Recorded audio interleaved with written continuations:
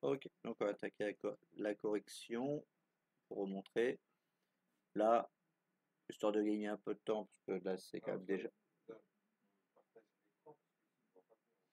J'ai pas lancé. J'ai pas lancé le partage d'écran.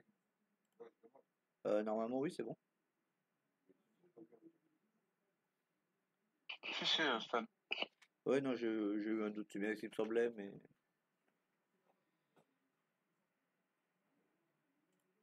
Ok. Donc là, pour gagner un petit peu de temps. Ah, merci. Les PC sont déjà configurés. Parce que normalement au niveau des PC eux-mêmes, je pense que il n'y a pas de problème particulier pour rentrer les réglages et tout. Il y a pour rentrer l'adresse IP, le. Celui-là. Oh oui, c'est celui-là qu'on corrige. Et je veux dire, les PC, pour gagner du temps dans la correction, j'utilise des PC qui sont déjà configurés. Normalement, au niveau des PC eux-mêmes, normalement, il n'y a pas de difficulté particulière. Au niveau des serveurs, on refera le petit point sur les services nécessaires. Mais là, je vais partir de machines qui sont déjà configurées. Donc, ici, si on prend le schéma, j'avais besoin du coup de deux switches. Un qui va alimenter le réseau 20 qui se trouve ici, et un autre switch qui va prendre en compte tous les autres VLAN. Et entre les deux, on aura besoin d'un routeur.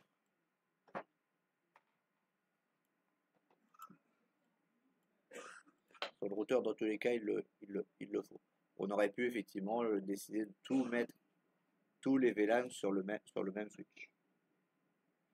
C'est juste moi qui avais du coup un peu mal dessiné à la base, mais bon, ça change pas grand chose dans les applications. Donc du coup, je vais commencer à régler ce switch là. Donc, je rentre dedans. EN pour l'activer. Conf T pour rentrer dans les réglages. Oui, du coup, non, je vais le mettre pour être sûr qu'il n'y a rien. Voilà. Donc maintenant, là, j'ai 4 PC qui vont me servir pour le VLAN 20, le VLAN 10, notre premier VLAN. Donc là, je vais directement appliquer 4 ports pour la configuration. Donc INT, range pour dire qu'on va appliquer une plage. Donc ici 0/1 à 4, ce qui nous fait bien 4 ports.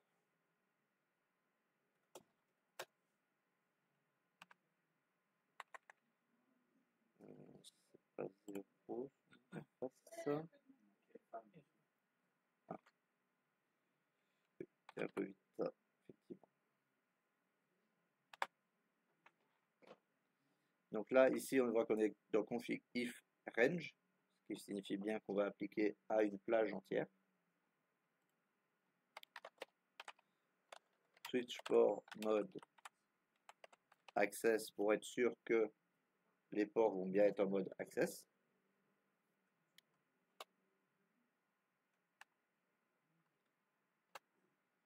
Ensuite, switch port access VLAN, on met un espace, le nombre du VLAN, en l'occurrence ici 10.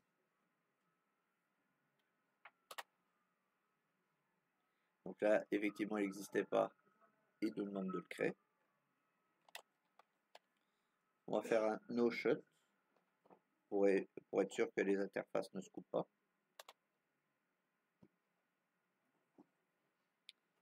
Et après, si effectivement il y avait besoin de donner une adresse IP au VLAN, on ferait, enfin de toute façon on va le faire de toute façon, INT VLAN 10 pour rentrer dans la configuration du VLAN lui-même.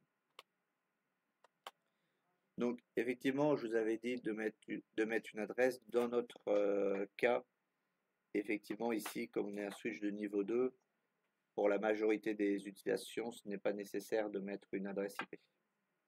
Par contre, quand on sera sur le switch de niveau 3, il sera obligatoire. Il faudra en mettre une.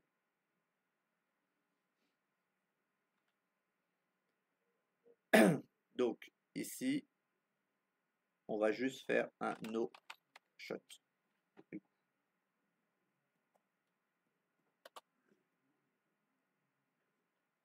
Et donc là, on a fait notre réglage pour les 4 premiers ports pour les mettre sur le VLAN 10. Ici, je vais le signaler. Fill color.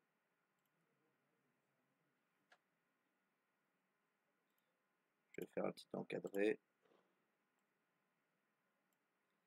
Et je vais mettre une note. VLAN 10.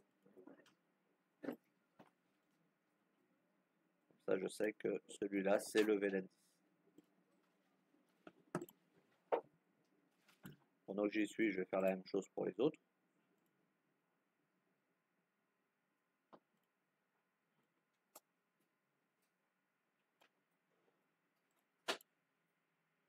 Ça permet de bien les repérer.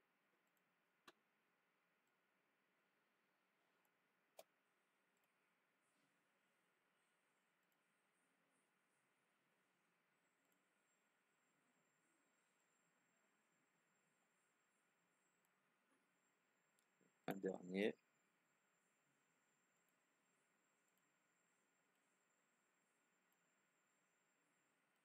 Comme ça, j'identifie directement sur mon plan les VLAN pour être sûr qui est qui.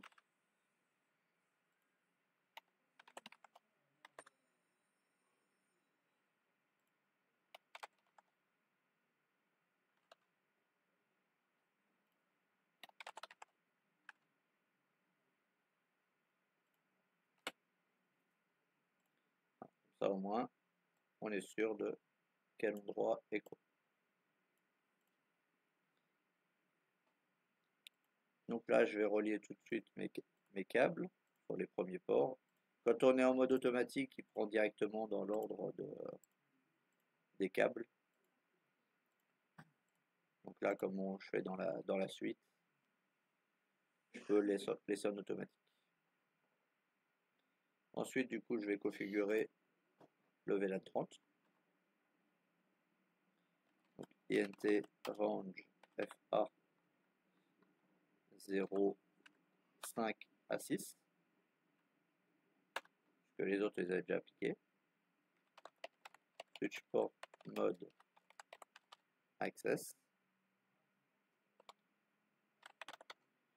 Switch port access VLAN 30 du coup.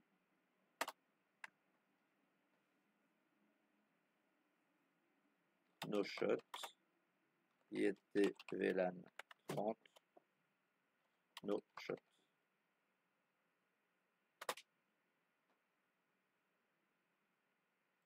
Ensuite, je continue le même principe. INT range FA 0, 7 et 8.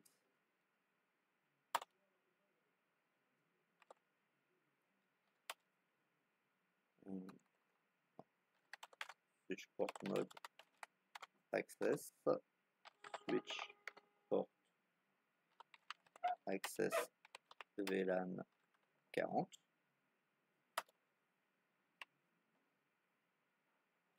No shot INT VLAN 40.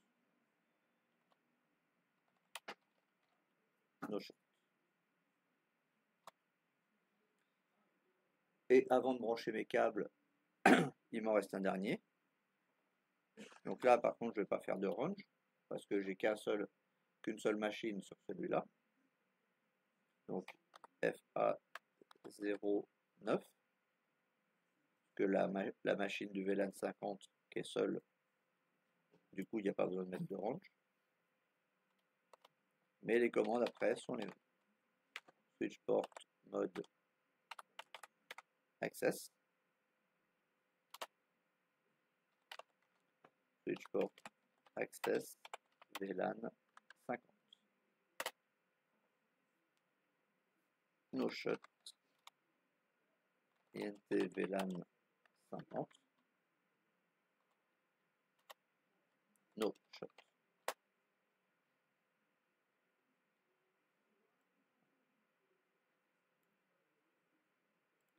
Donc là, je vais déjà brancher les câbles qui relient au PC pour l'instant.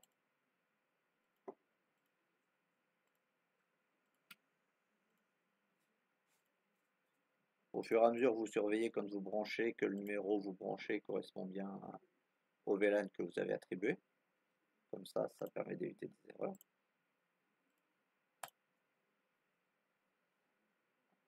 Là, du coup, là, on a configuré la partie Access, c'est-à-dire la partie où on détermine quelle machine va sur quel VLAN. Jusque-là, on est d'accord?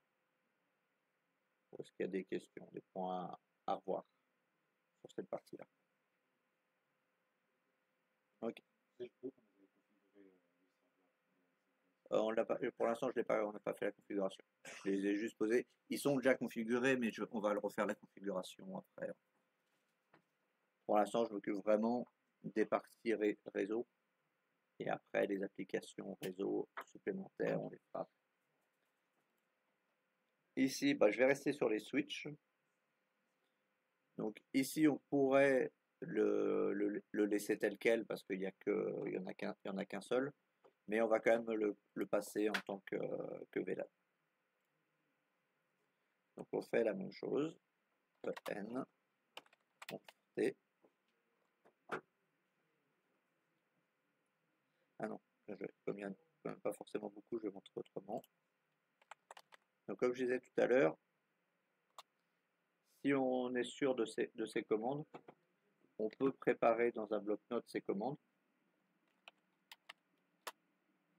pour pouvoir les appliquer après avec un copier-coller directement au routeur. Donc là, c'est ce que je vais faire sur celui-là. Donc là, je vais avoir besoin de 3 ports. Donc je vais faire un range de 1 à 3.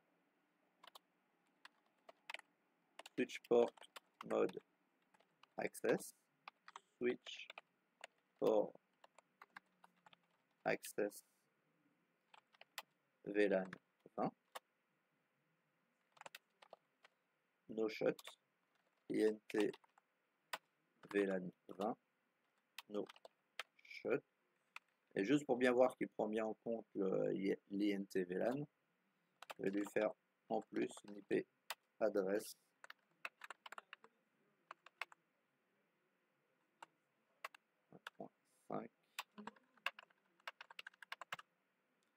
Comme ça, on verra bien une trace comme quoi il a bien rajouté une adresse IP. Hein? Oui, non, mais là, c'est surtout qu'après, si je fais l'interface VLAN 20 et le no-shut, en fait, on n'a pas de visuel, on n'a pas de retour visuel pour dire si ça a bien marché. Donc là, je prends toutes les commandes. Donc du coup, vous pouvez avoir éventuellement un bloc-notes comme ça, des commandes régulières, et après, vous l'adaptez automatiquement. Enfin, vous l'adaptez en fonction de l'exercice. Ici, je vais revenir vraiment à la racine et je vais faire paste. Là par contre, il faut faire dans le CLI, on est obligé d'appuyer sur le bouton copie ou paste pour que ça marche. On ne peut pas faire un CTRL-C ou CTRL-V.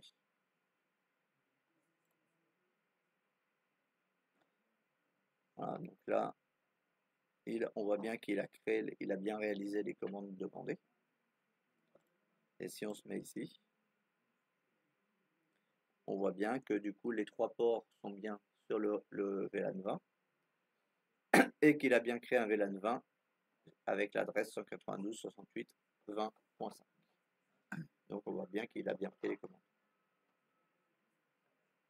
Donc si vous êtes sûr de vos commandes et tout, normalement vous pouvez le faire aussi comme ça. Donc là maintenant je vais brancher ça.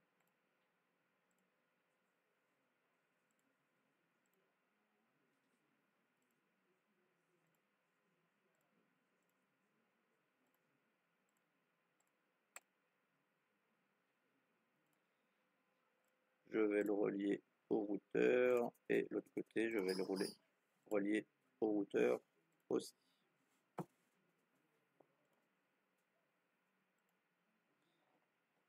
Donc maintenant, avant de s'attaquer à la configuration du routeur, on a encore une dernière configuration à faire au niveau du switch.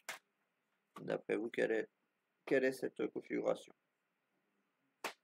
Effectivement, c'est la configuration du trunk pour dire quel VLAN on laisse passer par ce câble. Donc ici, par habitude, je vais le placer à la fin, donc sur le 24. Donc ici, INT FA024, parce que j'ai qu'un seul port qui va être en trunk. Switch port mode trunk, ce coup-là.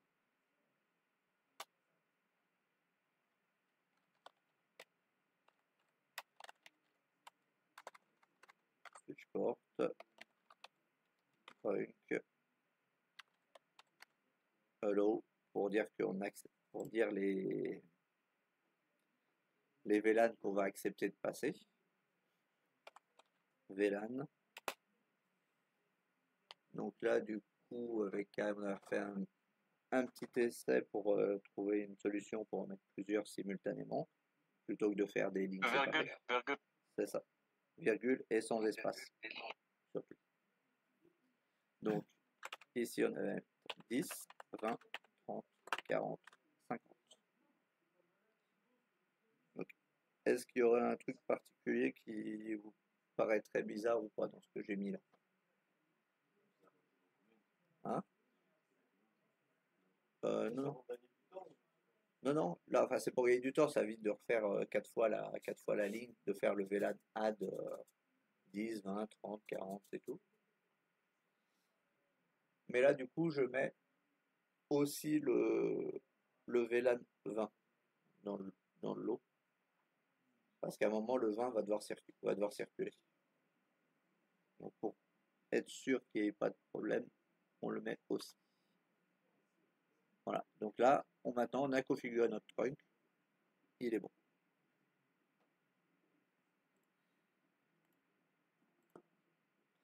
Ici, sur l'autre routeur, l'autre switch, pardon, on va faire la même chose.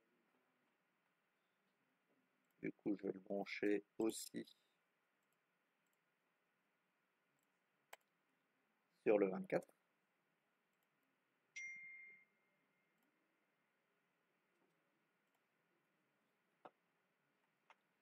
Ça, c'est le routeur. Ce que je veux,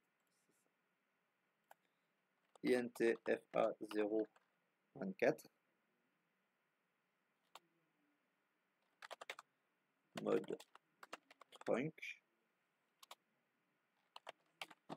Switch port trunk. Hello. VLAN.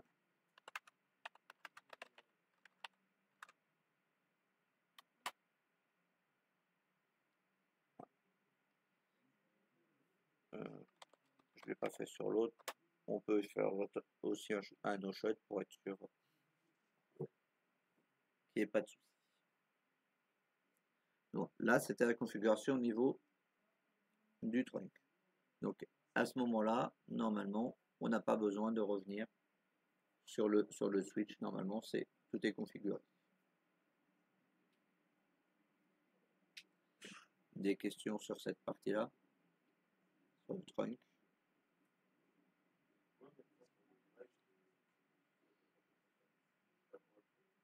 Oui, le fichier, je le mettrai, je le mettrai après sur le drive, il n'y a pas de souci.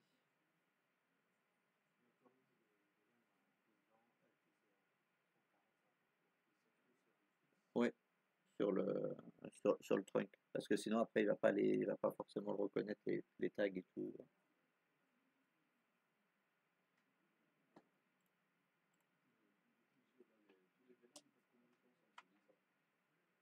Pas pour l'instant, parce qu'on a encore le routeur à configurer.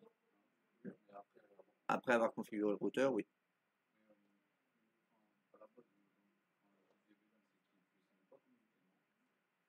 ça dépend. Les VLAN, ça peut te servir aussi d'extension.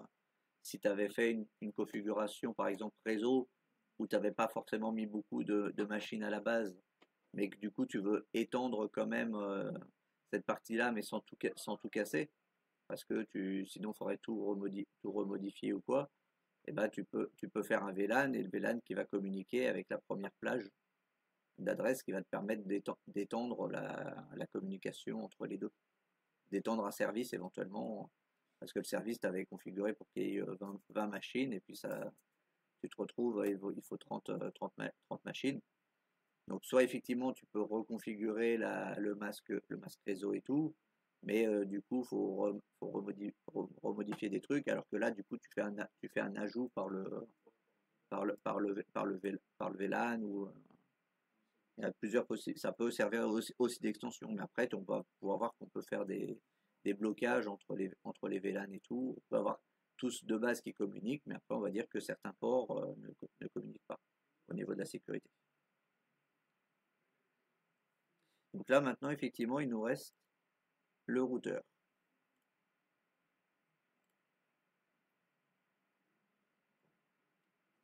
Le routeur, on est d'accord que je n'avais rien configuré, c'est bon. Donc ici on n'a pas besoin d'avoir un routeur qui ait besoin de beaucoup de ports, puisqu'on va on va tout faire passer la majorité par un seul câble. Donc là on va avoir besoin de 2 ports. Donc en const t.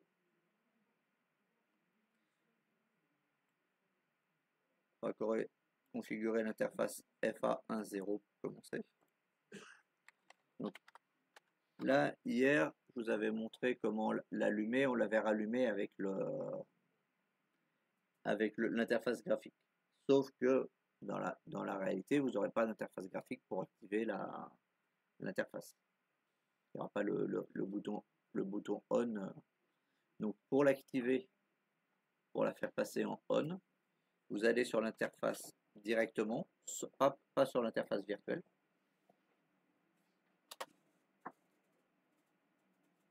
Ah, non, celui c'est 1.0. Et ici, vous faites no shut. Et quand vous faites comme ça va allumer l'interface.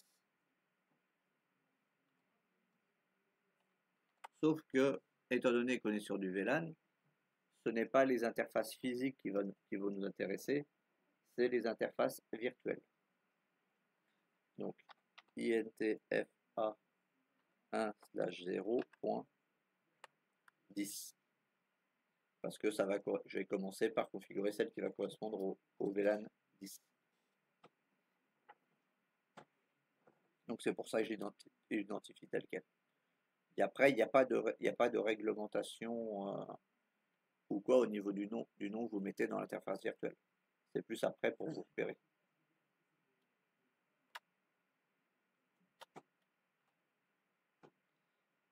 Donc maintenant, première étape, c'est l'encapsulation. Et au niveau de l'encapsulation, ce qu'il faut faire attention surtout, c'est de ne pas se mélanger au niveau des nombres du chiffre qu'on va mettre. Ici, il faut mettre le nombre qui va correspondre au VLAN que vous devez encoder. C'est-à-dire que si celui-là, le VLAN 10, c'est bien le VLAN 10, il faut mettre 10. Si vous l'avez renommé et que vous avez mis que il s'appelait en réalité VLAN 5, il faut bien penser à mettre 5 au niveau de l'encapsulation.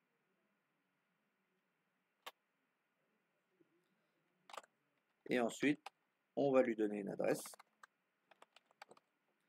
qui va être notre adresse de gateway pour pouvoir communiquer avec les autres réseaux. Donc ici 192.154 et il faut aussi mettre le masque. Et on fait un no shut pour être tranquille. Voilà. Et donc là, avec ces 3 commandes-là, vous avez configuré du coup l'interface virtuelle. Et on va faire la même chose pour les autres.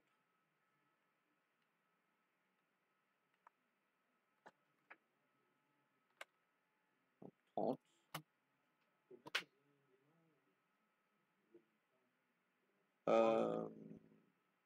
Non, par contre, je suis pas. On va essayer sur la prochaine, mais je crois pas qu'ils prennent. Je crois pas qu'ils prennent des lettres. Mais pareil, je peux pas je l'ai pas testé, donc je peux pas. On va le tester sur la prochaine. Donc tu peux le tester à côté, mais je crois pas.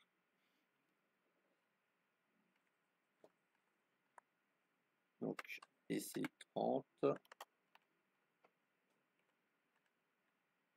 IP 30.254.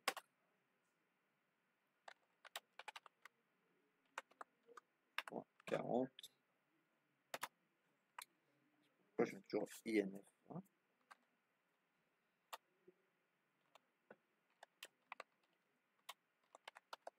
Encapsulation dot 1Q40. IP adresse 192.168 40 254. Et sur 3 fois 255 0. Et ensuite il reste l'INT FA 050 0. Alors test pour voir si ça s'il prend. C'est ça, il prend pas de. Il a pas aimé comme j'ai mis des lettres. Donc no shot. Après le no shot, vous pouvez le faire au début, vous pouvez le faire à la fin. Il n'y a pas d'ordre. Ce qui est l'ordre par contre, c'est qu'il faut faire l'encapsulation avant de pouvoir mettre l'adresse IP. Si vous ne mettez pas l'encapsulation, de toute façon, vous validez l'IP, il va vous dire qu'il ne peut pas.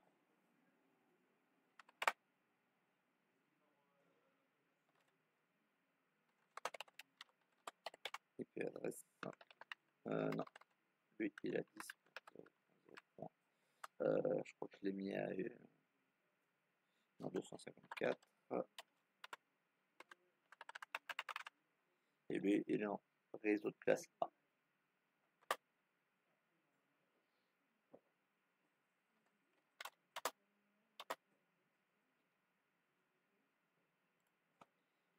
Et là, si je regarde,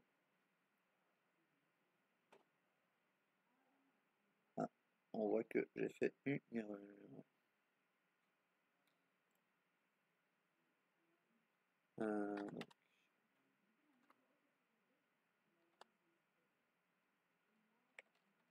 Donc, F1 0/0.50.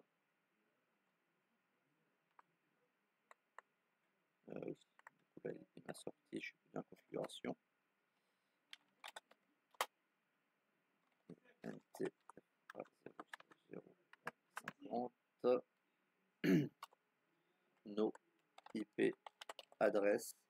Ça permet de supprimer une adresse d'une interface réseau, qu'elle soit virtuelle ou physique. Donc là, je vais le supprimer.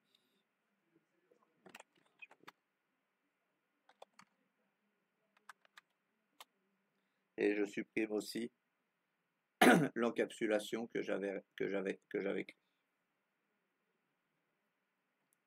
Donc du coup, maintenant, j'ai configuré la bonne interface. C'est FA 10.050.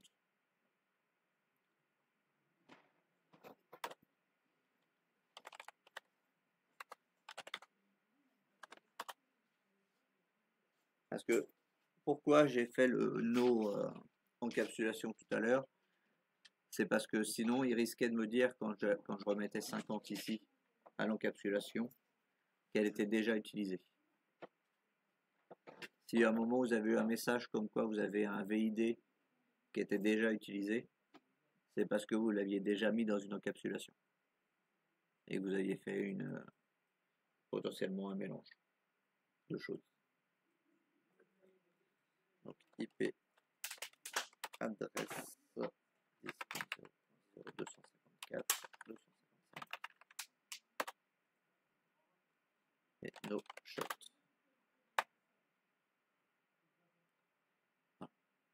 Et donc normalement avec tout ça, non, il nous reste l'autre partie sur le FA00 justement à configurer.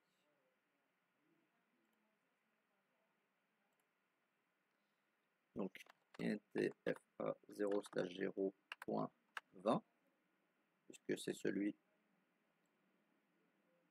qui va être relié au VLAN 20.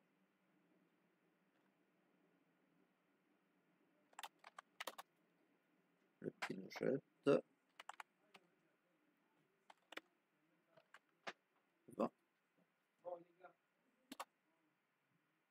IP adresse 92.168.20.254. Forcément, si je mets pas le masque, il n'est pas content.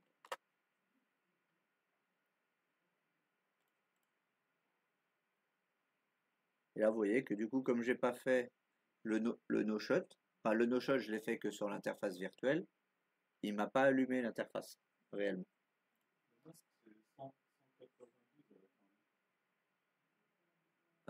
Oui, mais là, je suis sur l'exercice, le premier exercice. Je suis pas sur l'exercice bonus. Mais oui, donc tu as bien fait attention. Donc c'est bien ça, effectivement, le masque pour l'autre, c'est ça. Donc, ici, je fais intfa0/0 pour être sur l'interface physique. Et là, je fais le no-shut qui me permet d'allumer l'interface.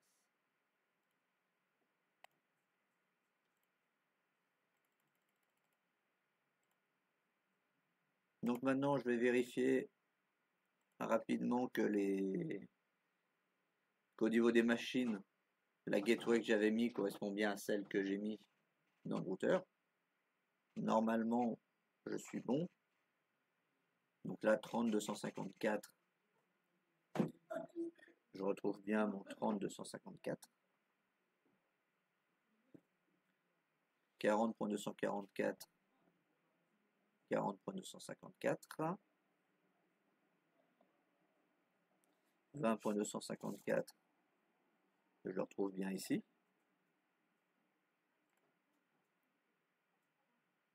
« 10.254. C'est pareil, on le retrouve bien.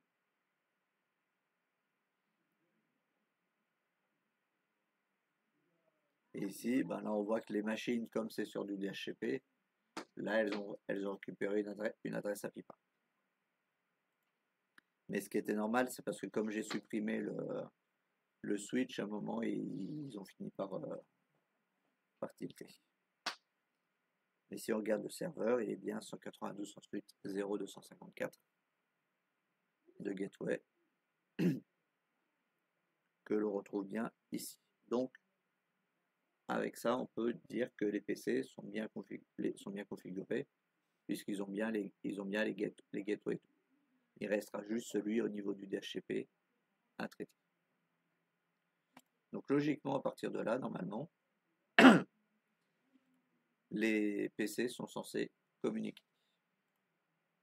Donc on va utiliser le 30 par exemple vers le 40.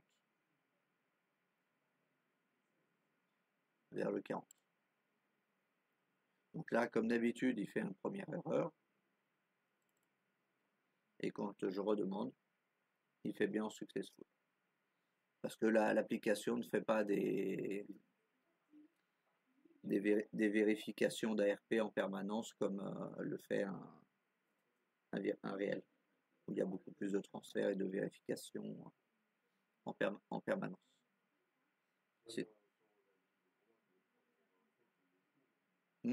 Oui, en général, parce que du coup, comme il fait pas il fait pas des échanges en permanence, c'est pour ça qu'il n'a pas les tables d'ARP sont pas à jour entre les adresses IP et les adresses MAC. Donc c'est pour ça qu'il faut, je vous ai toujours dit qu'il fallait toujours le faire au moins 2 fois pour être sûr. Voir un peu plus des fois, il peut être un peu plus long. J'ai eu le cas hier soir, il n'en voulait plus à la fin. Donc on va tester un autre.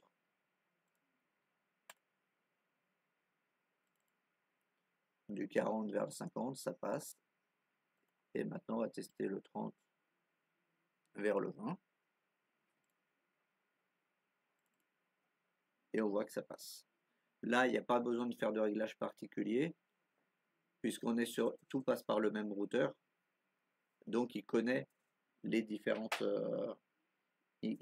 sa table Mac connaît les deux côtés du routeur. Donc, il n'y a pas besoin de faire de route spécifique. On aurait besoin de passer vers un autre endroit. Là, il faudrait faire une route potentielle, au moins en RIP, entre les deux routeurs pour être sûr que les transferts se fassent bien de RIP, de VLAN. Mais dans notre cas ici, même si on avait mis un routeur et qu'il y avait deux branches, ça pose pas de souci. Là, au niveau du coup de la configuration du routeur, est-ce qu'il y aurait des questions sur ce point-là?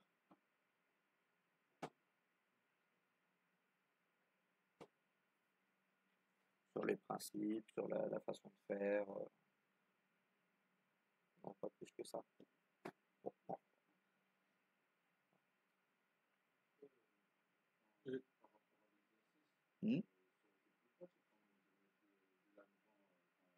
Oui, on aurait pu effectivement le mettre sur le même. C'est ce que j'avais en tête, mais en fait, du coup, quand j'ai repris mon plan, c'est pas comme ça que je l'avais dessiné, donc du coup, j'ai rajouté le switch. Mais voilà, c'est pour dire qu'on peut avoir. Et après, on pourrait aussi très bien prendre, par exemple,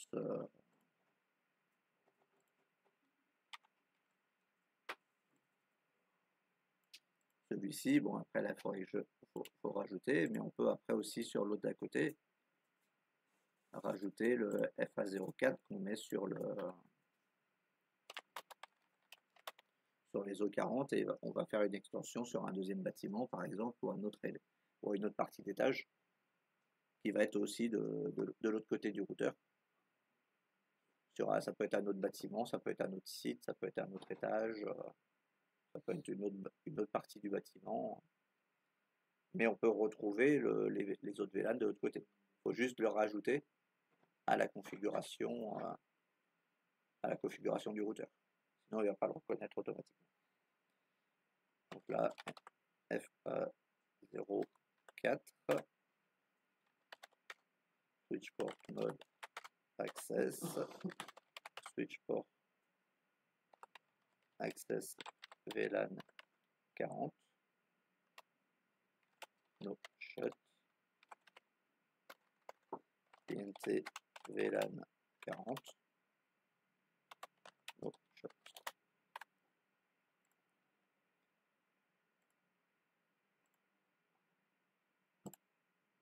Et donc là, on voit bien qu'il est bien sur le VLAN 40 et il l'a bien reconnu. Il est bien passé et tout à travers le routeur automatiquement. Qui est une adresse.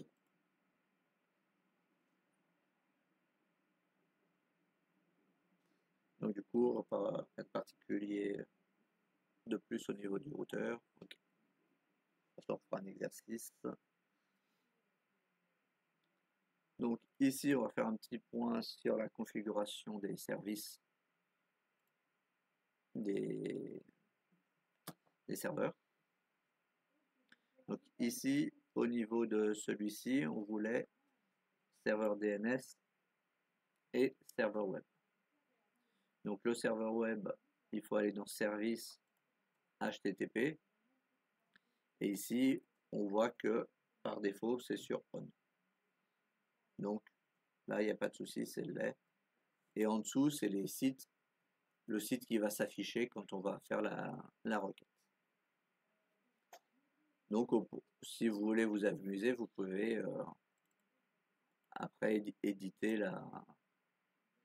le fichier HTML ou apporter d'autres fichiers HTML pour afficher autre chose que la page par défaut de Cisco. Ça, c'est vous qui voyez, c'est pas une obligation. Et ensuite, donc, ce qui nous intéressait, c'était le DNS. Le DNS, faut l'activer, il n'est pas forcément activé par défaut. Donc il faut bien penser à le mettre sur on.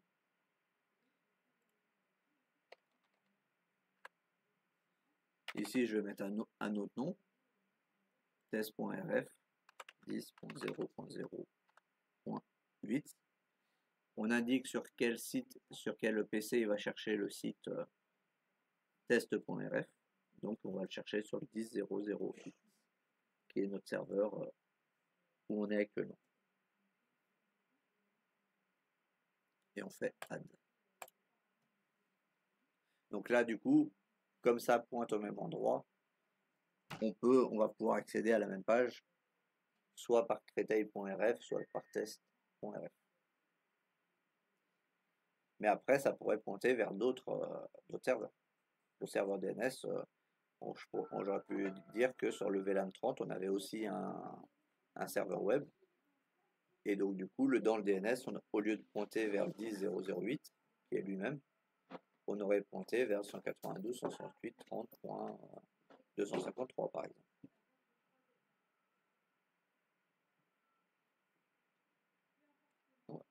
Donc, DNS, c'est juste ça pour le configurer. C'est la même chose que quand vous ajoutez des autres A dans le DNS du serveur de Windows Server, par exemple. Donc ici, on n'avait que ces deux-là à configurer. Donc là, je peux prendre une machine au hasard. Desktop, web browser. On lui laisse un petit peu de temps. Et là, je tape créteil.rf. On voit que du coup, il nous le trouve bien.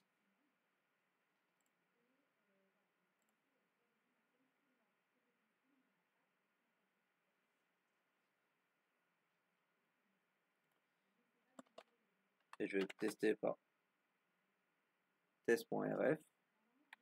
Là, comme on l'a pas testé, on va tester en HTTPS aussi, parce qu'ils sont censés être activés en HTTPS. Et on voit que du coup, ça passe aussi. Avec test.rf, on arrive bien à la même page que l'autre.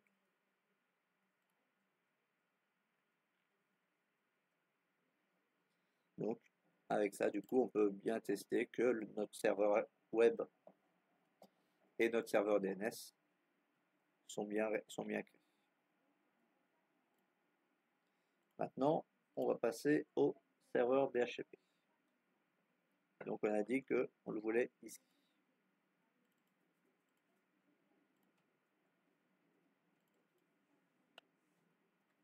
DHCP.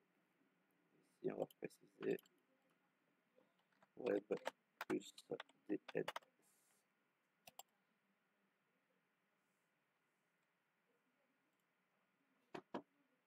Donc, pour le DNS, DHCP, pardon, on va ici.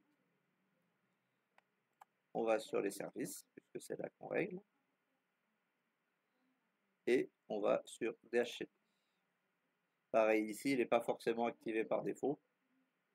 Donc, du coup, il faut bien penser à l'activer. Ici, serveur pool, ça c'est le nom de la première étendue qui est créée. Celle-là, on ne peut pas la supprimer. On est obligé de la laisser. Ensuite, on met du coup l'adresse de la gateway qui va servir pour notre DHCP. Donc là, ici, le serveur pool correspond au VLAN 10. Donc ici, je suis à 0.254. Et ici, on peut voir que j'avais déjà créé avec d'autres adresses de gateway. On va y revenir, justement, il y a un truc à changer. Ensuite, si on a un DNS, un serveur DNS spécifique à indiquer, on l'indique directement. Donc, en l'occurrence ici, c'est le 10.0.0.8. Ensuite, c'est là que ça change un tout petit peu par rapport aux autres, c'est qu'il nous demande juste pour l'instant la plage de départ. C'est-à-dire à quel chiffre, quel nombre il va donner en premier à la première adresse DHCP. Alors que quand on était sous Windows Server, c'était l'adresse de début et l'adresse de fin qui étaient demandées. Ici, c'est un tout petit peu différent. Ensuite, le masque qui va être utilisé pour le DHCP. Donc ici, on est en 24, donc 3 fois 255. Oui.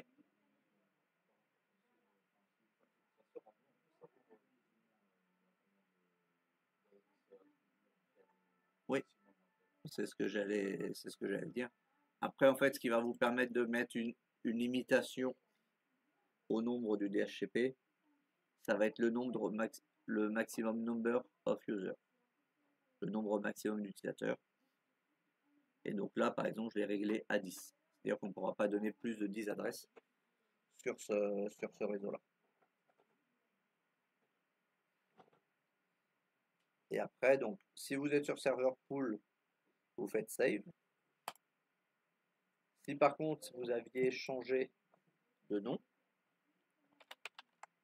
je vais mettre VLAN 50 par exemple, même si j'ai pas réellement besoin. Ici, lui on a dit qu'il était en 10 0254. Le serveur DNS, lui, ne change pas. Et ici, il faut bien penser à changer à la main. Parce que autant, il y a pas mal d'endroits où il adapte automatiquement. Ici, par contre, le DHCP, il faut changer toutes les cases à la main. Donc 10, 0, 0, et on va commencer aussi à 20. Le masque, du coup, pareil, il faut le changer, parce qu'il ne l'applique pas automatiquement à la configuration, dans ce cas-là. Et ici, par contre, vous n'allez pas faire save, sinon vous allez risquer d'écraser autre chose. Vous allez faire add. Et donc là, on voit bien qu'on retrouve notre VLAN 50.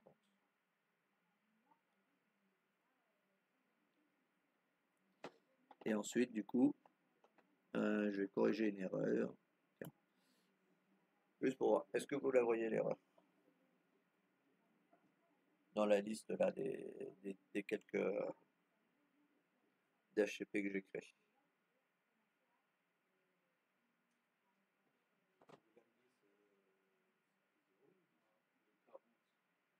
C'était 0 le. C'est ça, effectivement. La VLAN 40, j'avais pas changé, j'avais laissé à 40. Et j'avais laissé à 30. Donc là, du coup, comme je veux pas en créer une autre, je vais l'éditer et je vais faire save. Et après, bah, si il y a une qui a plus besoin, vous pouvez cliquer dessus et faire remove si vous voulez supprimer une plage de DHCP.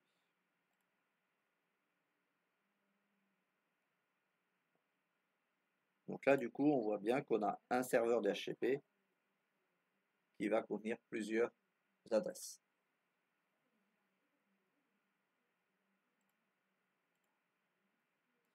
Sauf que pour l'instant, si je vais par exemple sur celle-ci et que je la mets en DHCP,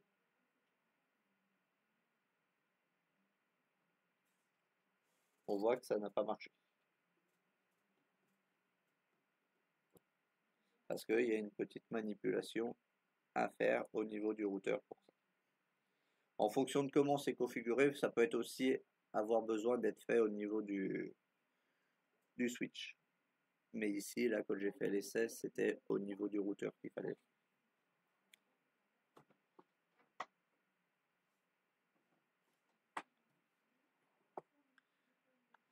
Donc, au niveau du routeur, EN consté, pas de changement. Ici, on va faire INTFA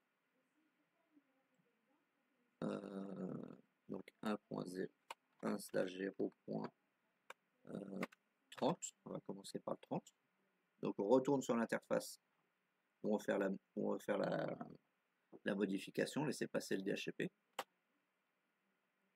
Et ici, on va faire IP,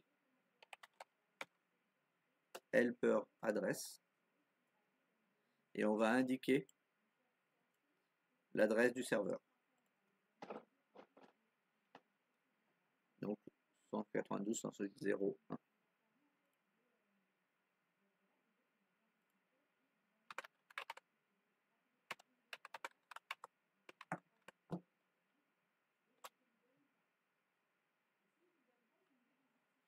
Et ça, du coup, on va le faire pour les différentes interfaces.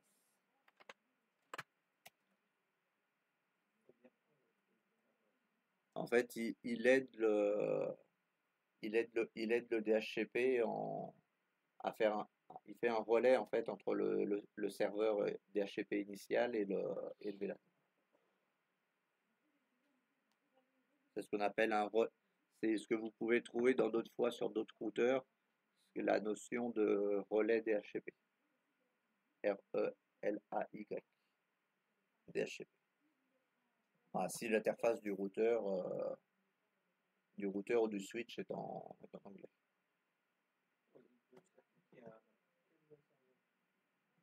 Oui, après, tu vises un serveur DHCP. Ouais. C'est-à-dire.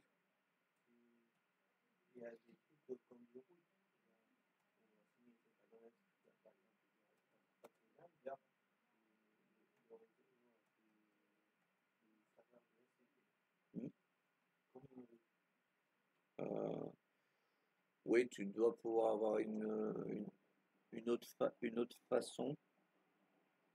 Mais là, le principe, c'est de faire un relais au niveau du réseau, entre le DHCP pour pouvoir le communiquer aux autres réseaux. Je ne sais pas si je suis forcément très clair sur le principe. Parce que là, on a vu que par défaut, si on ne fait pas le relais DHCP, on voit qu'il ne donne pas l'adresse. Ouais, c'est ça. Après, il ne sait pas à qui envoyer les informations. Non.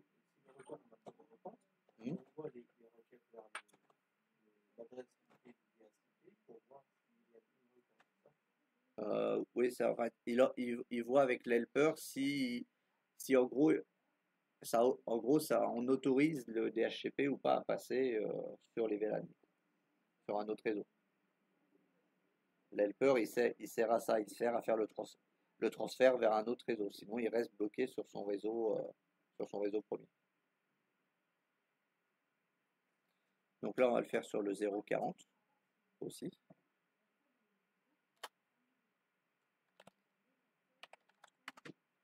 Après, là, pour l'instant, je mets juste ça. En fonction des fois, il peut y avoir besoin de rajouter autre chose. On va le voir après en fonction de la réponse.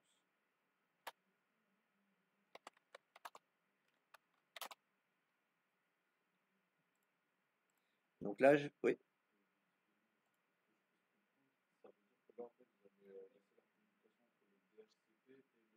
Le VLAN 20.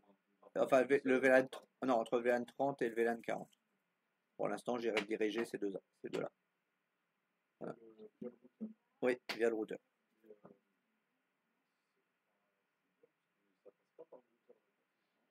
Bah, c'est des réseaux différents. Donc, quand tu veux changer de réseau, tu es obligé de passer par le routeur.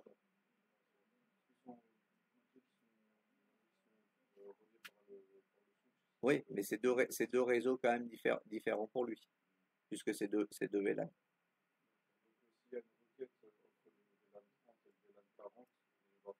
Forcément passer par le routeur. Oui. Et du coup, comme lui, quand il va faire une demande, il va quand même il va essayer de passer par le routeur pour toucher tout le monde. Du coup, lui, il va faire le relais. Donc là, on va essayer, on va voir ce qu'il nous dit. Donc je vais prendre une machine. Celle-ci, là, je la passe en statique. Je la passe en DHCP. Et là, on voit que ce coup-là, il a bien répondu. Pour vérifier, on va faire la même chose avec le 40.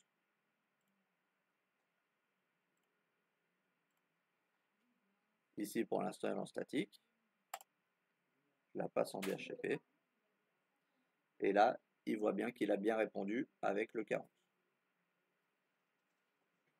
Parce que du coup, il arrive à identifier que comme le routeur la gateway par défaut du VLAN 40 est le L40, du coup, il va chercher le DHCP qui correspond à ce réseau-là. C'est pour ça qu'il ne nous a pas répondu avec une autre adresse que le réseau du 40. Et c'est pour ça que je disais que éventuellement, si des fois il y a des problèmes avec ça, qu'il n'arrive pas bien à identifier la bonne passerelle par défaut qui lui permet de faire un repère, au niveau du routeur,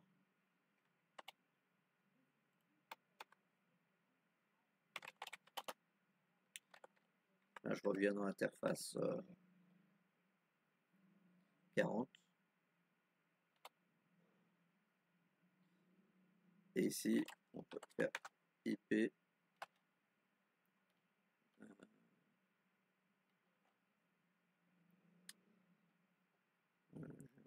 rouge, je vais rechercher.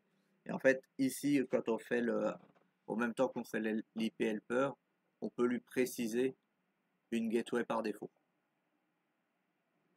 Parce que c'est ça, c'est la gateway par défaut qui va lui permettre de repérer par rapport à quel réseau de DHCP il va devoir lui communiquer.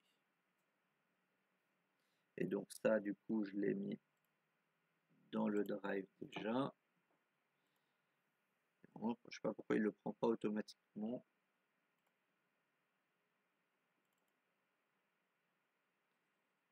Donc ça, je l'ai mis directement dans doc et tuto, réseau, VLAN, sécurité et DHCP.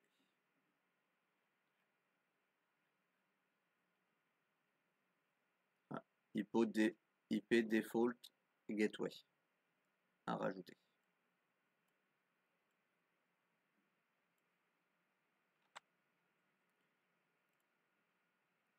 Donc après, même si vous n'avez pas de souci, vous pouvez la rajouter quand même. Hein.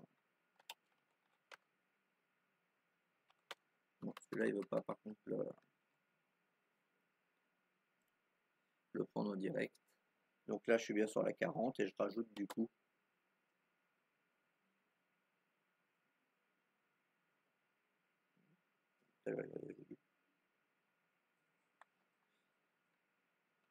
ah oui, parce que là, je suis sur le routeur, donc il le reconnaît directement.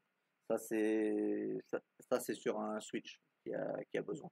Parce que le switch, lui, n'est pas forcément relié directement à la gateway. Parce que cette commande-là de IP helper, on peut l'appliquer à un switch ou à un routeur. Mais le switch, lui, du coup, ne connaissant pas exactement forcément la gateway par défaut, on a besoin de lui indiquer. Sur le routeur, si vous avez bien configuré votre routeur et que l'adresse est bonne, normalement, il la reconnaît automatiquement. Voilà. Et donc, du coup, vous avez juste besoin, en fait, de cette petite commande-là pour arriver à faire passer le DHCP à travers les différents VLAN.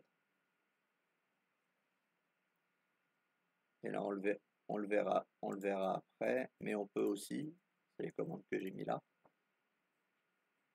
on fera le test après, au niveau d'un switch ou d'un routeur, on peut faire en sorte qu'ils soient eux-mêmes serveurs de DNS. C'est-à-dire, on peut ne pas avoir de serveur DNS sur un réseau. Si on a un switch Cisco ou autre qui sait gérer le DNS, on peut dire que c'est lui qui va faire le DNS, sans avoir besoin d'avoir un rôle spécifique de serveur pour faire le DNS. Et ça, on fera un petit essai là. C'est pas très compliqué de l'appliquer. des questions là sur l'exercice par rapport à la correction et tout.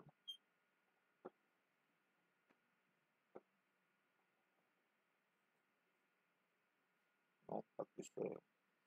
Ouais, ouais, le relais, c'est ça. Ouais. Non, normalement, c'est juste sur le routeur, ça suffit. Mais par contre, si t'as pas de, si t'as d'autres éléments où tu peux des fois avoir besoin de le faire sur un switch. Ouais, c'est ça. S'il n'arrive pas à faire les liaisons directement. Parce que ton switch, la gateway peut être loin, elle peut passer à travers d'autres switches ou quoi. Et si tu as des problèmes de relais éventuellement entre plusieurs switches, là on est tous sur le même switch donc ça facilite. Mais si tu passes de switch en switch et tout, tu peux éventuellement avoir besoin de refaire un peu une route pour qu'il retrouve un peu être sûr qu'il retrouve ses petits. Mais normalement, si vous le faites au niveau du routeur, ça suffit. Si vous n'avez pas de problème de transfert et que tout se pingue bien, normalement le DHCP est censé passer directement à travers le routeur. Mais ça peut être aussi appliqué aux besoins au niveau d'un switch si jamais il y a des soucis et que ça semble bloqué à cause de ça. On peut faire un relais aussi au niveau du switch.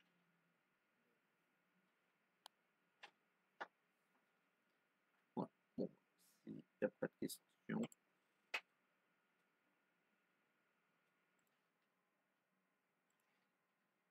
Parce que tout à l'heure, on a vu du coup comment faire transiter le DHCP par rapport au VLAN pour avoir qu'un seul serveur DHCP qui va donner les adresses à tout le monde.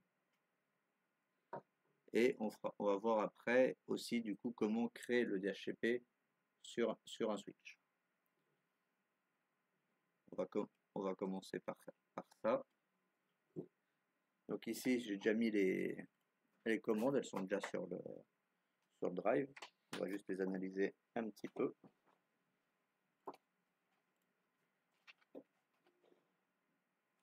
Donc pour ça, on va sur le switch.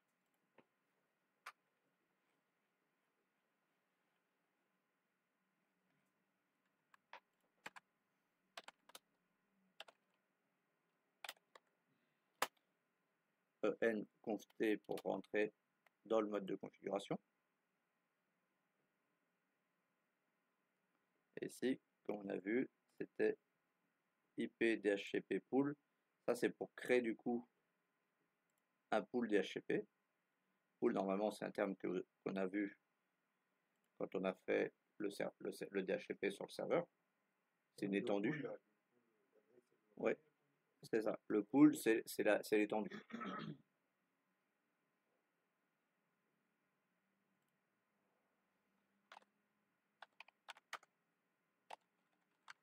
Et là, on donne un nom à notre pool. Donc, en l'occurrence, VLAN 10. Donc là, on voit qu'on rentre dans la configuration du DHCP lui-même. Si on fait le point d'interrogation, on voit qu'on retrouve différentes options, notamment le défaut routeur qui va nous servir à déterminer la gateway, un nom de domaine si jamais c'est relié à un nom de domaine le DHCP, le DNS serveur, et si on a des options supplémentaires à configurer.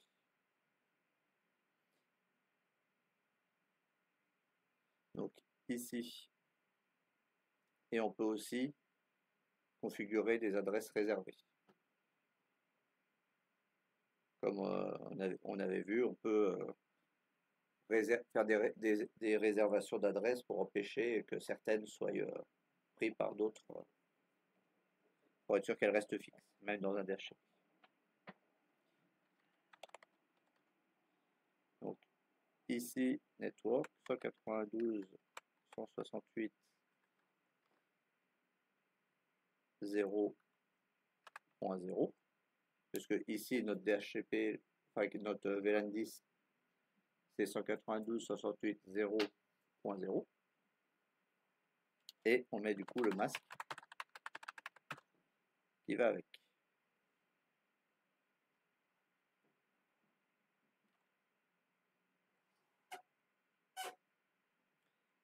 Ensuite, on fait défaut routeur, parce que du coup, il faut lui indiquer une gateway qui va indiquer au DHCP.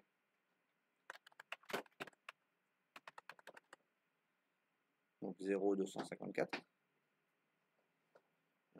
Ici, je suis de trop. Hein.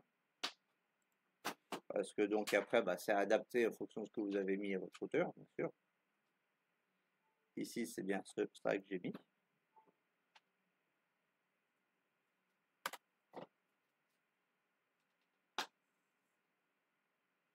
Et ensuite, on indique les DNS qui vont servir pour communiquer avec l'extérieur.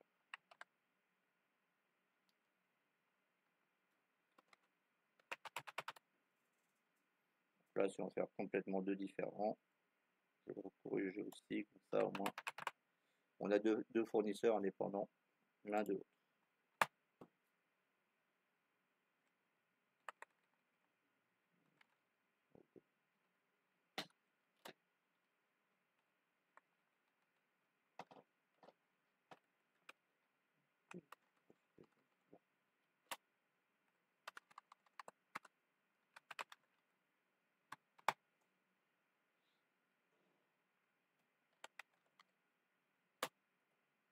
Exit. Et ici, si on fait encore exit,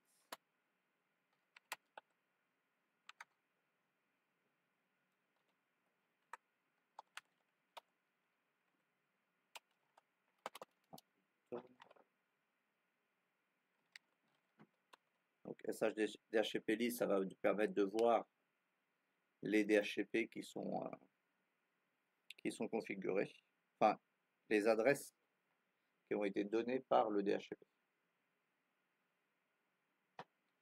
Et si on voit du coup la configuration, on fait show running configuration, running config. Et là on voit bien qu'on retrouve les différentes plages d'adresses qu'on aurait configurées. En l'occurrence ici, on a configuré. Et après dans ce mode-là, c'est là qu'on peut revoir aussi la configuration des différentes interfaces. Pour comme ça aussi bien reconfirmer que c'est bien en mode trunk ou access. Et retrouver les adresses des VLAN.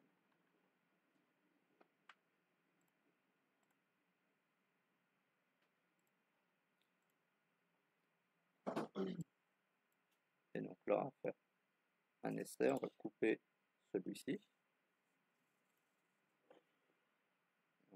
DHCP. Là, je vais sur le réseau 1.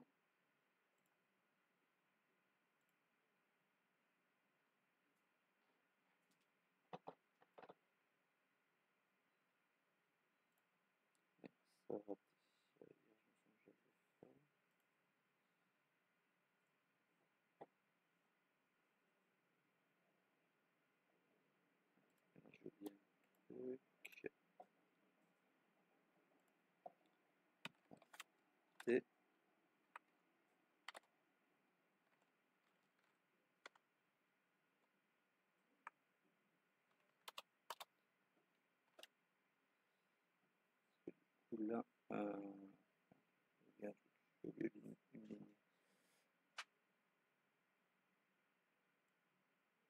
du coup, là, il n'est pas associé à.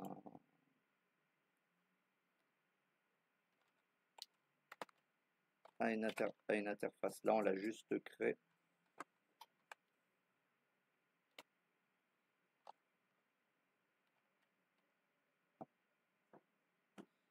DHCP.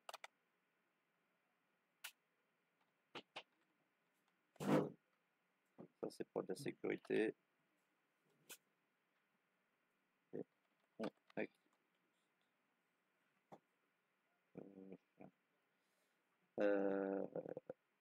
C'était hier en plus, si j'ai oublié. Ça, c'était pour la sécurité, pour qu'ils les acceptent. Mais je ne l'ai pas donné.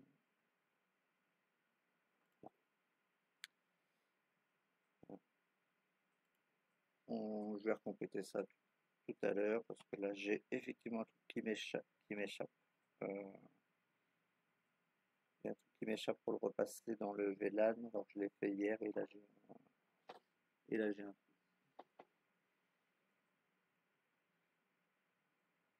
Parce que là du coup quand on fait cette configuration là, ça marche quand on n'a pas de VLAN. Enfin, il me manque un truc là, j'ai un truc. Bon. Donc on va pas perdre de temps là-dessus, je vous le reconfirme d'ici tout à l'heure. On va voir un autre point par contre qui est aussi important. C'est on va voir qu'est-ce qu'on peut faire comme différentes sécurités qu'on peut appliquer au niveau d'un switch. Parce que c'est bien de mettre des VLAN et tout, mais c'est pas ça qui empêche forcément les intrus de passer s'ils utilisent les mêmes plages d'adresse que ceux qui sont dans le VLAN et tout, par exemple. Ils pourraient tenter de s'introduire dans votre réseau en passant notamment par du coup le switch qui lui donne accès au réseau. Donc c'est pour ça qu'on peut appliquer pas mal d'éléments de sécurité au niveau d'un switch. Et ça va se faire en fait en réalité au niveau des différents ports du switch. Donc ici ça s'applique quand le switch est en mode config, les commandes vont s'appliquer. Donc ici on voit qu'on choisit une interface. Bon, là dans l'exemple c'est une interface sur un port sur lequel on va l'appliquer, mais on pourrait très bien faire interface range et appliquer les règles de sécurité à toute une plage de ports. Donc ici, on est sur le début de la configuration où on passe en mode access. On l'attribue à un VLAN. Ça, jusqu'à présent, c'est ce que vous aviez fait. C'est pour ça que je n'ai pas remis les explications à côté. Que c'était déjà dans un autre document. Ensuite, on a switch port security. C'est donc pour dire qu'on veut activer la sécurité par port. Parce que par défaut, cette sécurité n'est pas active.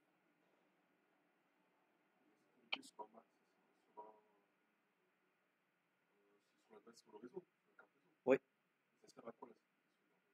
Bah, par exemple, si par exemple tu as configuré ton VLAN et tout, mais que quelqu'un ça arrive avec un PC qui est configuré sur le même réseau que toi et tout, donc du coup s'il se branche sur une prise réseau de ton entreprise, il va pouvoir se connecter puisqu'il est sur le même réseau que toi, il a une IP qui est valide sur le VLAN et tout. Oui, bah, comme on a dit, du coup l'adresse MAC elle permet d'identifier quoi? Ouais, c'est ça. Mais donc du coup, admettons que il y ait quelqu'un qui veut te piquer des données. Il arrive à connaître les IP, la plage d'adresse, le masque et tout de ton réseau. Il arrive, parce que c'est une grosse boîte et tout, des fois il peut y avoir des problèmes de filtrage et il arrive à s'infiltrer dans la boîte physiquement. Donc là, il va se brancher sur une prise réseau, comme tu as devant toi. Et donc, du coup, si au niveau de ton switch, tu n'as pas fait de règles de sécurité pour dire que Oui, au sur niveau des cette, trames, en fait. au niveau des trames et tout, que cette adresse MAC-là qui puisse se connecter, Ouais, c'est vrai. du coup, à ce moment-là, il peut prendre Ouais, changer. tout ce qu'il peut, comme il est sur place et tout, tant qu'on ne le dérange pas, il a le temps de faire des essais et tout. S'il n'y a pas d'identifiant beaucoup plus que ça ou quoi pour pouvoir aller à certaines ressources ou quoi. Mais il ne faudrait pas que sa machine à lui, elle soit sur un. Si elle n'est pas dans un VLAN, elle ne pourra pas être.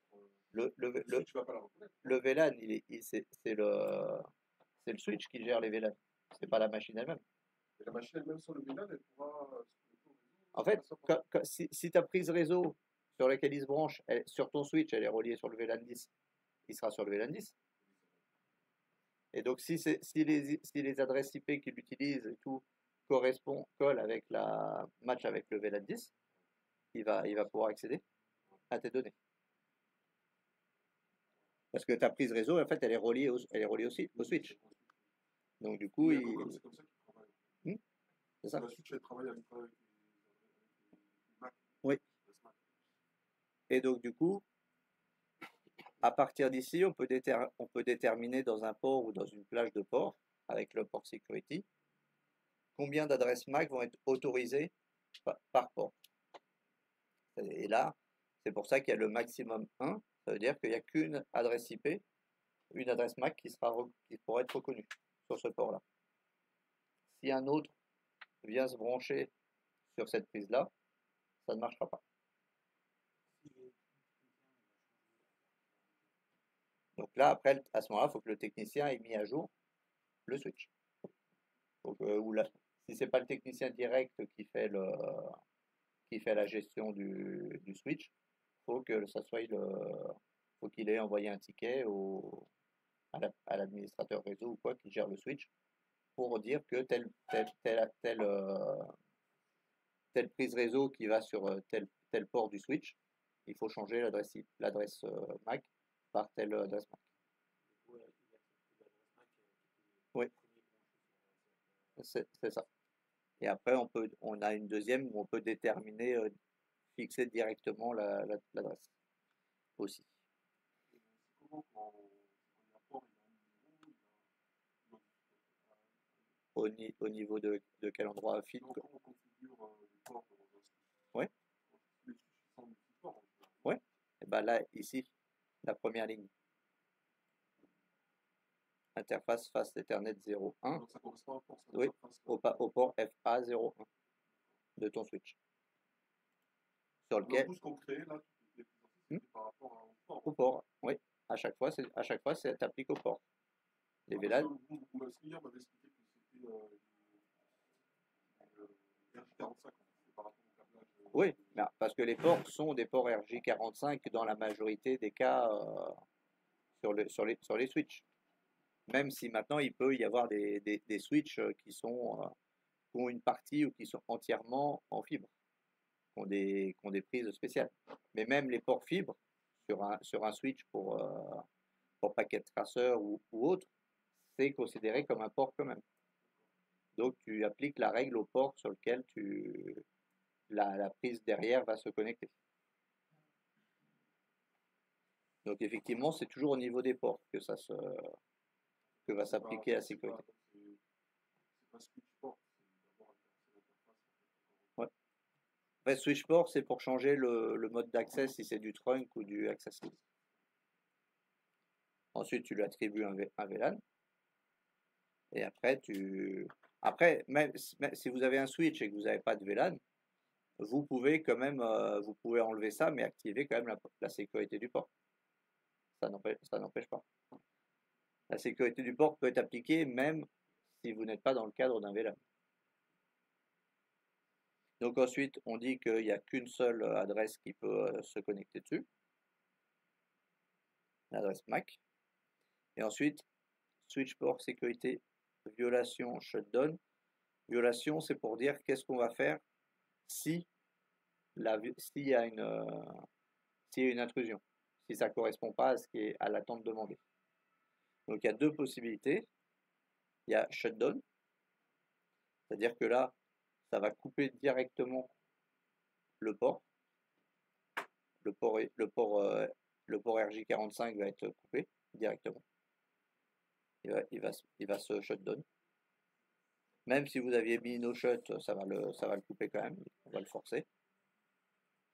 Et donc là, du coup, c'est le cas le plus restrictif, mais on est sûr que derrière, il n'y ait pas de risque pour les données et tout.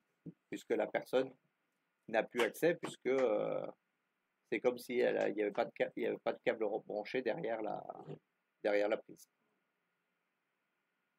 Ça, c'est le premier mode de réglage.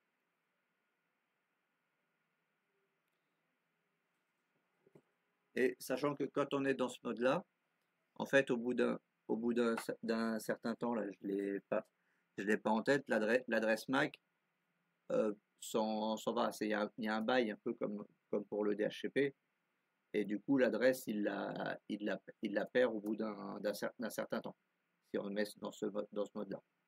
Et donc, si la prise n'avait pas été utilisée pendant un certain temps et que quelqu'un vient se brancher dessus, du coup, là, il aura accès, puisque du coup, là, pour lui, il n'y avait pas d'adresse MAC de réservée, on va dire.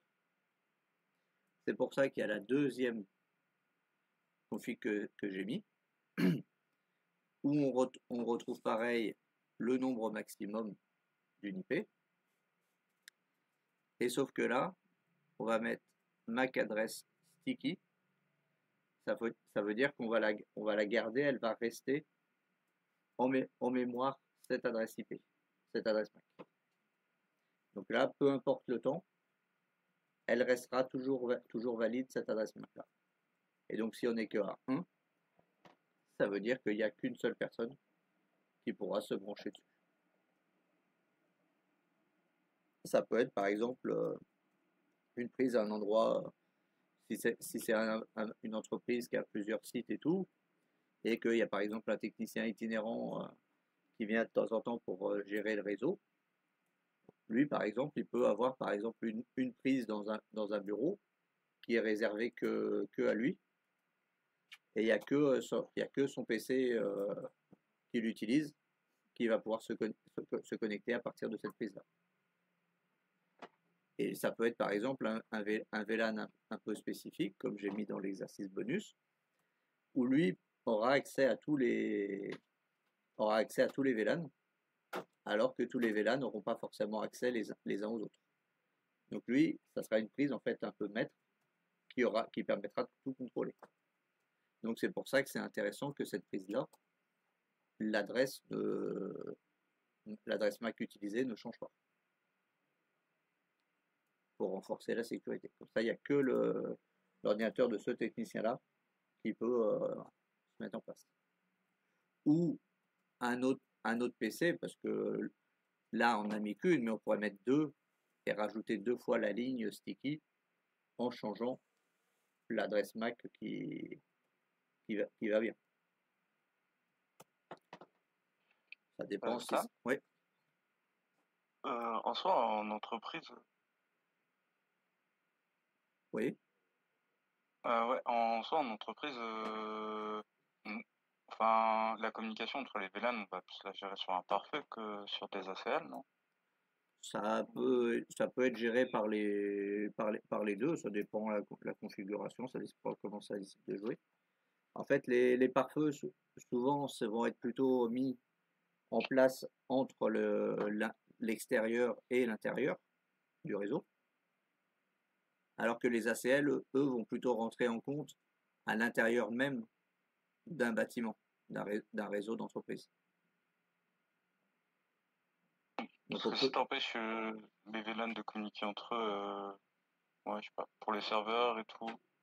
Après, ça dépend un peu où sont placés les serveurs, ça dépend de pas mal de paramètres, mais souvent les pare-feux, on peut les mettre à l'intérieur d'une entreprise hein, pour gérer. C'est pas impossible, hein, ça se fait. Mais souvent les pare-feux sont plutôt entre l'internet et le local. En général, l'utilisation. Mais effectivement, rien n'empêche d'utiliser un pare-feu à l'intérieur au lieu d'utiliser des ACL comme on va venir après, pour gérer les paramètres à l'intérieur du réseau interne de l'entreprise, entre les VLAN. Mais là, je vais y venir après, les ACL. Donc, voilà. Juste, déjà, je terminais la configuration par port pour dire qu'on peut bloquer des ports directement avec les adresses MAC pour limiter les intrusions. Et là, ce que je voulais dire, voilà. Le mode, on a le deuxième mode utilisé en cas de violation qui est restrict. C'est-à-dire que le trafic entrant vers le réseau est bloqué. L'attaquant ne peut pas envoyer de données vers le réseau. Par contre, il peut encore récupérer des données. Le trafic sortant est encore opérationnel, donc potentiellement, il peut encore récupérer des données tant qu'il ne s'est pas déconnecté. Donc, c'est pas forcément celui qui a la meilleure des sécurités. Après, l'autre, effectivement, est un peu plus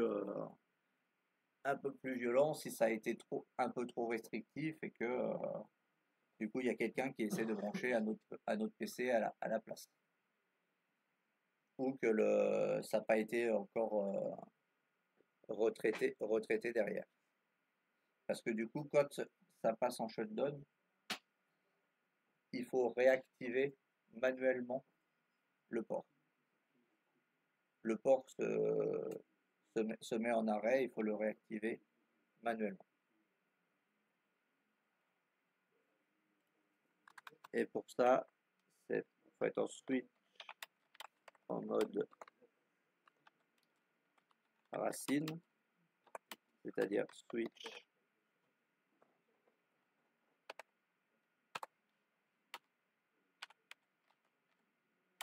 et ça fait là pour le montrer exemple.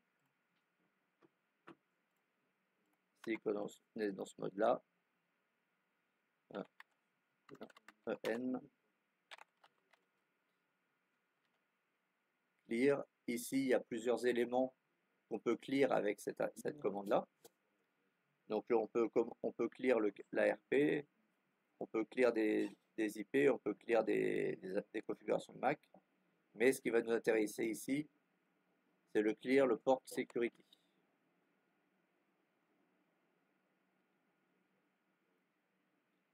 Et à l'intérieur de la port security, on a plusieurs choses qu'on va pouvoir clear.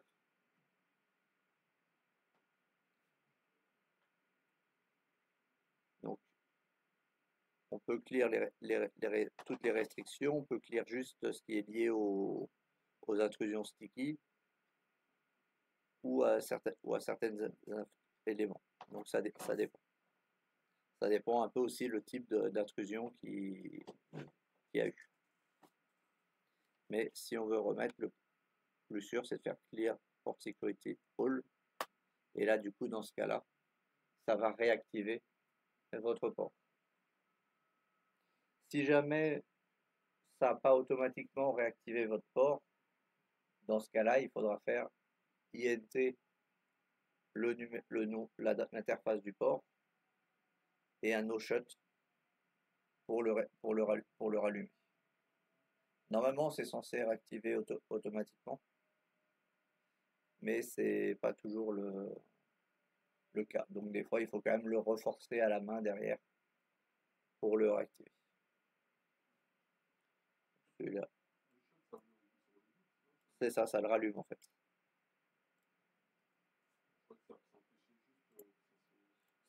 Ça empêche effectivement qu'il s'éteigne, mais si jamais il était dans un état éteint, ça fait l'effet inverse. C'est comme quand tu veux allumer ton interface, parce que les interfaces du routeur sont pas allumées par défaut, il faut que tu lui fasses un no-shut sur l'interface physique en ligne de commande. Ça correspond à comme si tu cliques sur le bouton on dans l'interface graphique.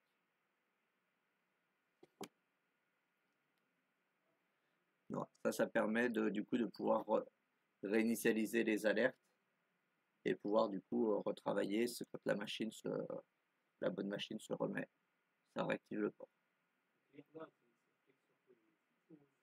sur le switch. Sur le switch, directement. J'ai essayé, mais il voulait pas. Hein. Après, ça dépend du. Après, du coup, j'ai regardé, ça dépend du modèle. Il y a des modèles qui permettent de clear uniquement par interface et d'autres non. Et celui-là, du coup, il voulait pas.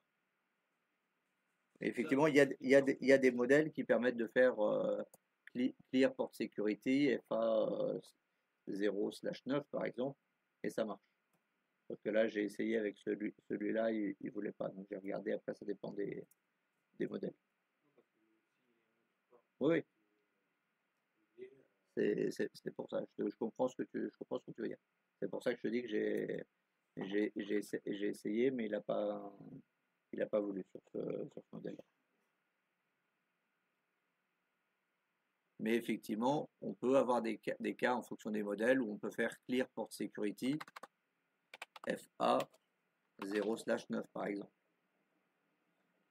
Donc après, il faut essayer.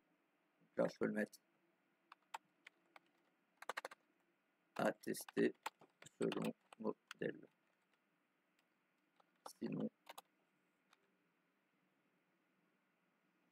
Et après, aussi qu'avant, on peut faire un SH port security qui va nous permettre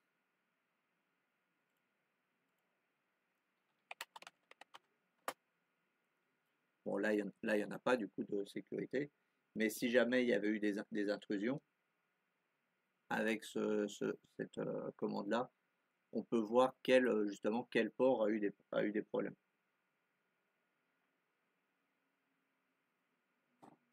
Donc éventuellement effectivement avant de faire le clear, on vérifie quels ports ont eu des problèmes et pourquoi il y a eu quelle raison a été donnée au problème. Si c'est à cause d'une adresse MAC,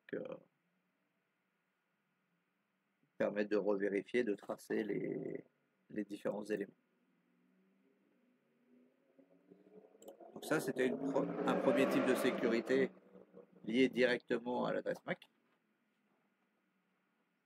pour vraiment bloquer les machines qu'elles ne puissent pas se connecter au réseau ou limiter leur trafic, l'accès au trafic réseau si on se met en restrict de shutdown.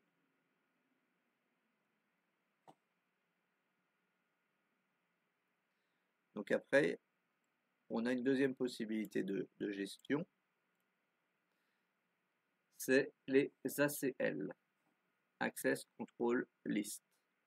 Donc ça, ACL, c'est un terme que vous allez retrouver assez régulièrement. Hein.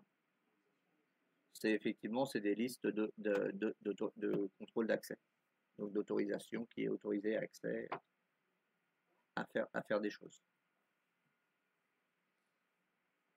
Et donc là, on va voir du coup un petit peu qu'est-ce qu'on peut gérer directement aussi au niveau du switch, sans forcément passer par un pare-feu. Mais on va voir qu'il y a des éléments qui ressemblent quand même pas mal à ce qu'on trouve des fois sur un pare-feu, dans certains éléments. Ici, on a IP Access List ACL.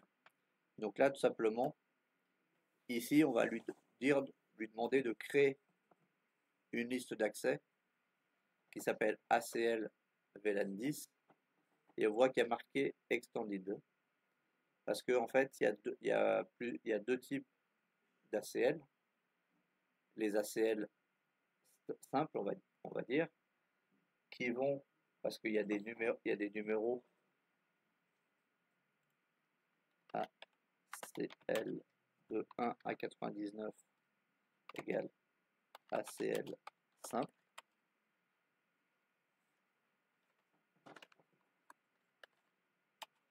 C'est les non, ça va plus, ça va à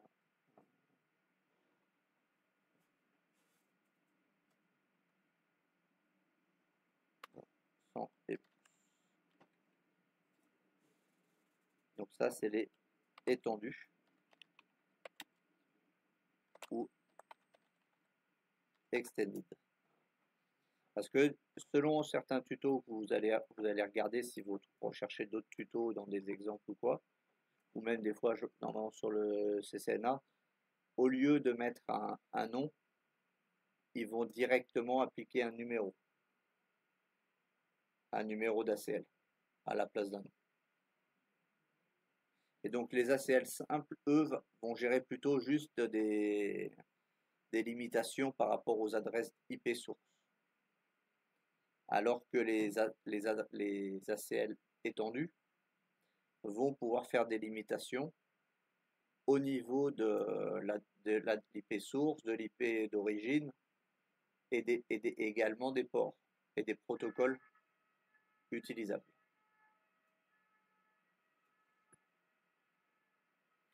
Donc par exemple, si on prend cet exemple-là, ici dans cette liste, on va bloquer tout le trafic qui vient des machines du réseau 192.168.0.0. Et donc si on met juste cette ligne-là, et ben sur ce port-là, il ne va pas laisser passer les informations qui viennent des machines qui sont sur ce réseau-là. N'importe quelle machine. Et après ça, on fait un permit TCP. Donc on dit qu'on autorise le protocole TCP de n'importe quelle machine, n'importe quel host, du réseau 192.168.0.0 sur le port 80. EQ, c'est pour equal ou égal. Oui. D'accord. C'est les écouteurs, c'est ça qui est. Donc là, on autorise 0. Là, en fait, on bloque par défaut, on bloque tout. Et après, en deuxième temps, on lui dit qu'on accepte le passage de l'HTTP et de l'HTTPS à partir des machines de ce réseau-là. Donc vous voyez qu'on retrouve quand même des éléments qu'on peut retrouver effectivement dans les réglages du pare-feu. C'est-à-dire que si les règles sont pas explicites, par défaut c'est bloqué dans les pare-feux. Et donc là en fait on est un peu dans l'état contraire, c'est-à-dire que par défaut on bloque tout et après on autorise. Les deux. C'est pour les ACL. Tu peux l'appliquer au switch ou au routeur.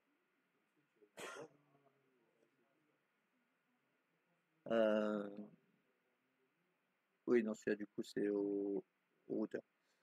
Mais après il y a d'autres éléments qu'on peut bloquer. Le principe après c'est toujours le même principe, c'est de créer l'ACL et après bah, t'adaptes c'est adapté en fonction de ce que tu veux avoir bloqué. Mais effectivement, ça va plutôt être au niveau des routeurs. L'autre, c'est plutôt là, c'est plutôt lui, il va gérer plutôt ce port-là.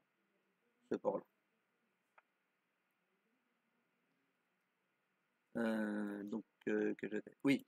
Alors, ce que je voulais dire, c'est que du coup, ici, et c'est ça qui est important à retenir avec les ACL, c'est l'ordre de prise en compte est dans l'ordre de lecture. C'est-à-dire que c'est pour ça qu'on bloque tout en premier et ensuite on dit qu'on accepte de laisser passer certains éléments. Si on faisait le contraire, on disait qu'on laissait passer certains éléments et qu'après on met le deny, et bah du coup il va tout bloquer à la fin. Donc c'est ça qui est important de bien comprendre sur les ACL, c'est qu'il y a un ordre de priorité qui correspond à l'ordre de lecture du haut vers le bas. La première commande, on a tapé, prend le pas enfin, non, c'est donc voilà, la dernière commande qu'on prend, prend le pas. Si on met le deny à la fin, ça veut dire que c'est le deny qui va prendre en compte.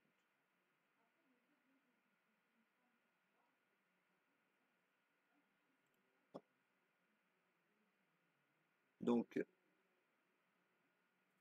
ici après, on va appliquer du coup l'ACL. Là pour le coup c'est au niveau du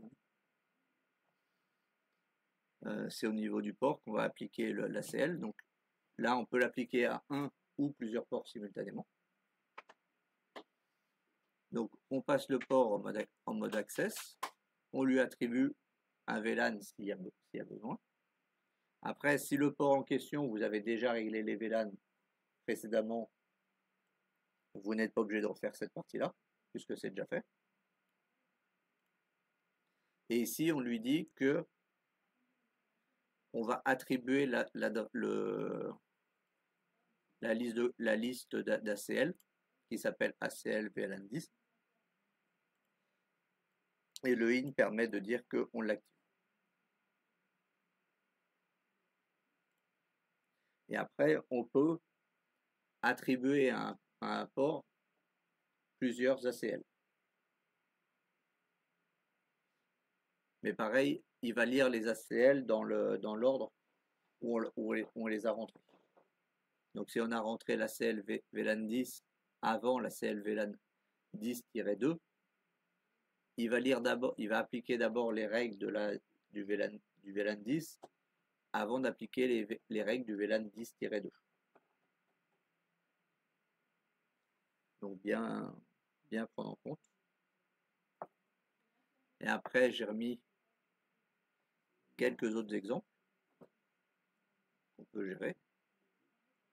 Donc par exemple, on peut bloquer tout le trafic du port 80, peu importe d'où ni vers où. Après, par exemple, on peut autoriser le trafic sur le port 22, qui correspond à quoi le port 22? C'est ça. Bon, pas réveillé assez. Si ça n'a pas réveillé assez, c'est que là que je pose la question.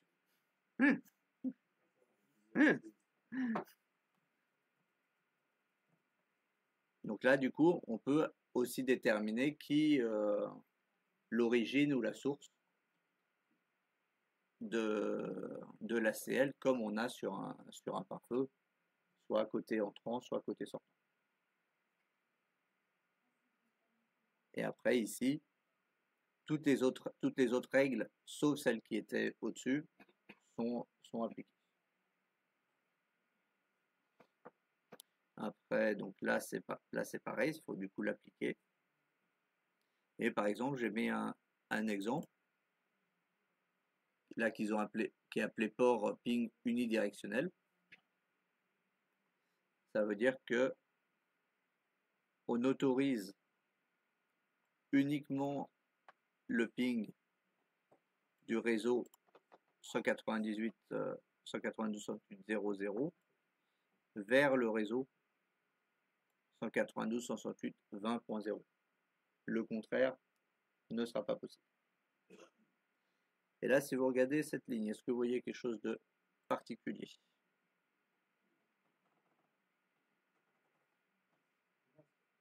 Le masque, ouais. Hein? C'est inversé.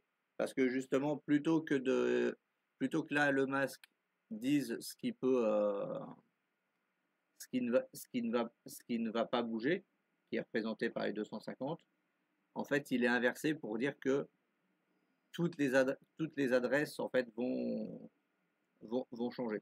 Ça va s'appliquer à tous les, peu importe le masque d'origine.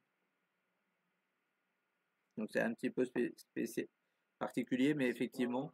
En fait, si, mais en fait, si tu regardes, il est inversé. Là, en fait, c'est 3,0255.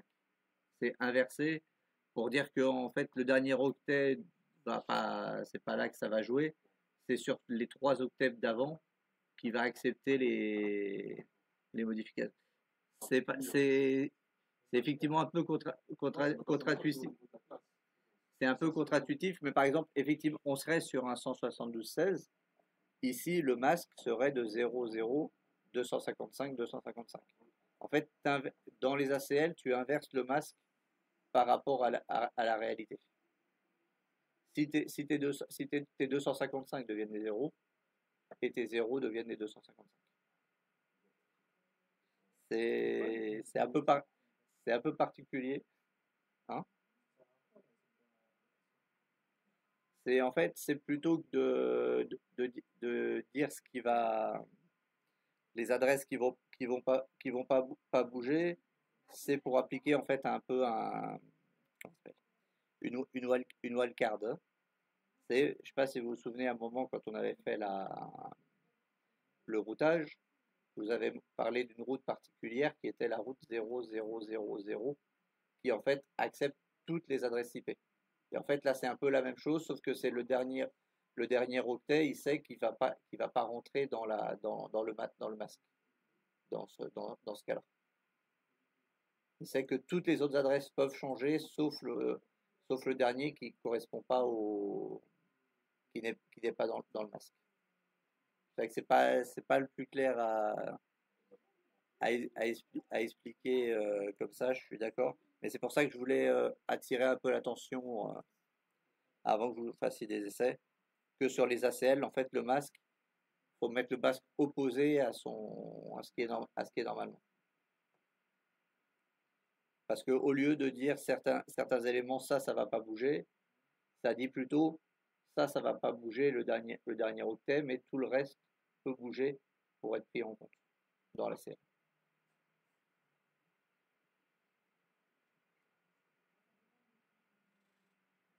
Voilà. Si vous mettez le masque du coup dans les ACL, il faudra bien penser à le mettre du coup à l'opposé de celui-là.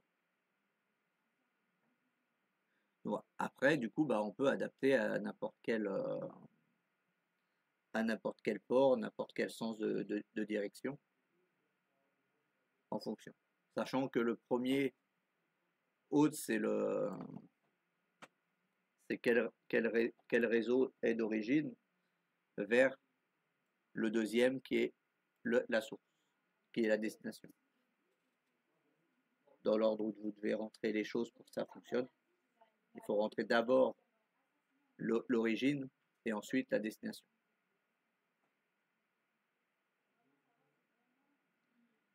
Voilà. Est-ce que du coup là il y aurait quelques questions par rapport à ça à l'instant T?